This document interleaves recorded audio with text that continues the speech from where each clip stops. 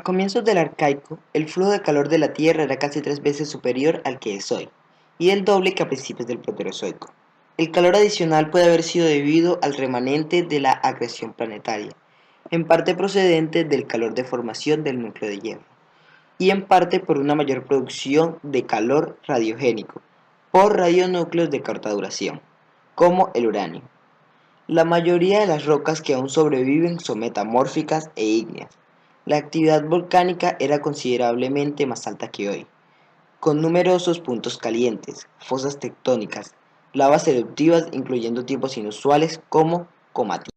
En cuanto a la geología, aunque se conocen algunos minerales del León Adeico, las formaciones rocosas más antiguas expuestas en la superficie de la Tierra se formaron durante el León Arcaico y son inmediatamente anteriores. Se conocen rocas arcaicas de Groenlandia, escudo canadiense, escudo báltico, Escocia, India, Brasil, Australia Occidental y Sudáfrica, aunque los primeros continentes se formaron durante este eón. Estas rocas representan solo el 7% de los cratones del mundo actual. Incluso considerando la erosión y destrucción de las formaciones anteriores, todo indica que la corteza continental formada durante el Arcaico equivaldría a solo el 5 a 40% de la corteza actual.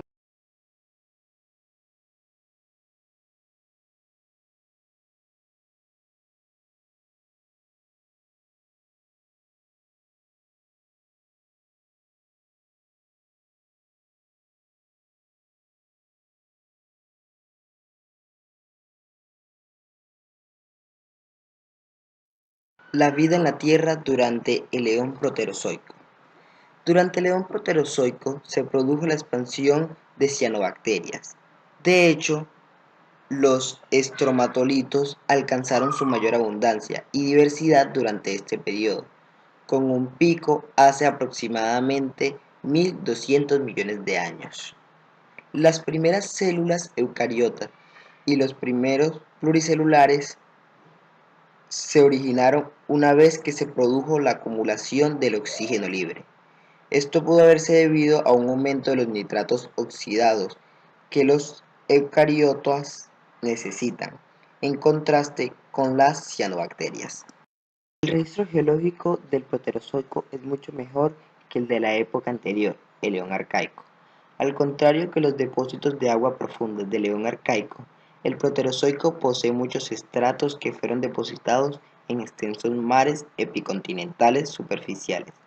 Además, muchas de estas rocas están menos metamorfizadas que los del Arcaico, y un alto número permanecen inalteradas. Los eventos más importantes de este eón fueron las glaciaciones que ocurrieron durante él. La primera fue la glaciación huroniana, se produjo poco después del comienzo del eón en el período Triásico y culminaron en el período Criogénico, con la hipótesis de la Tierra de bola de nieve. La gran oxidación fue también uno de los grandes eventos del eón proterozoico. Fue el aumento de la concentración de oxígeno de la atmósfera de la Tierra. Aunque el oxígeno producido como sustancia de desecho por la fotosíntesis comenzó a producirse ya hace 2800 millones de años en el eón arcaico.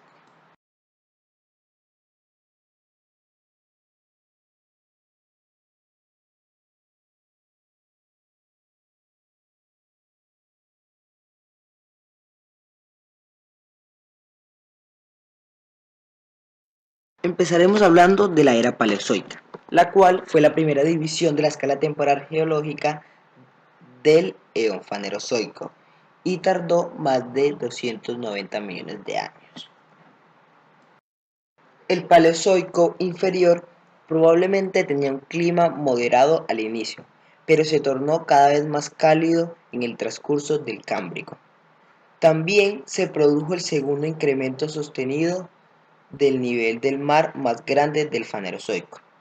Sin embargo, esta tendencia se vio contrarrestada por el desplazamiento de Gondwana hacia el sur con velocidad considerable, por lo que en tiempos de Ordovicio la mayoría de Gondwana occidental, África y América del Sur se asentó directamente sobre el Polo Sur.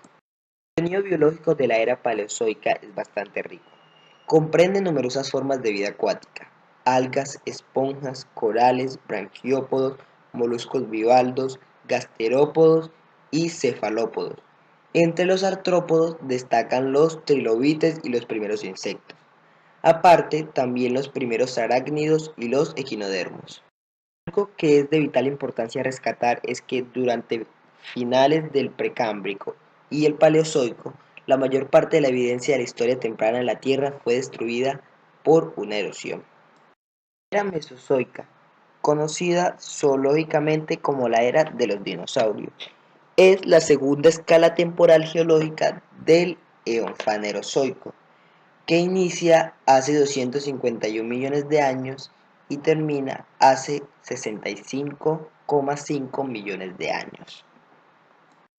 En cuanto al clima de esta época, podemos decir que el periodo Triásico, que corresponde a esta, fue en general seco, una tendencia que comienza a finales del Carbonífero y muy estacional, especialmente en el interior de Pangea.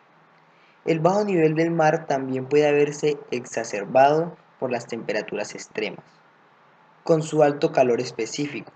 El agua actúa como un estabilizador de temperatura y un reservorio de calor, por lo que las tierras próximas a las grandes masas de agua, especialmente los océanos, experimentan una menor variación de temperatura. En cuanto a la biología de la era mesozoica, podemos decir que la extensión de casi todas las especies de animales al térmico permitió la radiación de numerosas formas de vidas nuevas.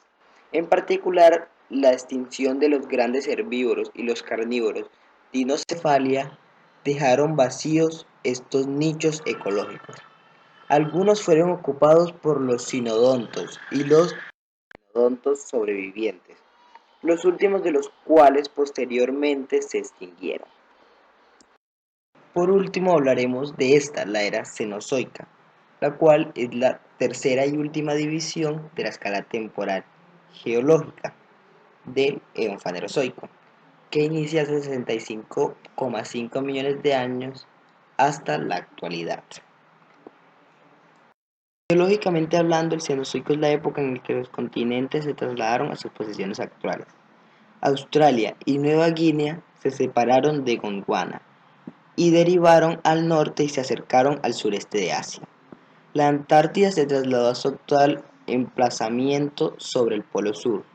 El Océano Atlántico se ensanchó y más tarde Sudamérica se unió a Norteamérica con la formación del Istmo de Panamá. En cuanto al clima, el Cenozoico ha sido un periodo de enfriamiento a largo plazo. A principios del Cenozoico, las partículas inyectadas por el impacto del límite KT bloquearon la radiación solar. Después de la creación tectónica del pasaje de Drake, cuando Australia se separó completamente de la Antártida durante el Oligoceno, el clima se enfrió considerablemente debido a la aparición de la corriente circumpolar antártida, que produjo un gran enfriamiento del océano Antártico. Hablando de la biología durante esta era, al final del periodo Cretáceo se produjo la extinción masiva del Cretácico terciario, que incluyó a los dinosaurios y a la gran mayoría de las especies vivientes.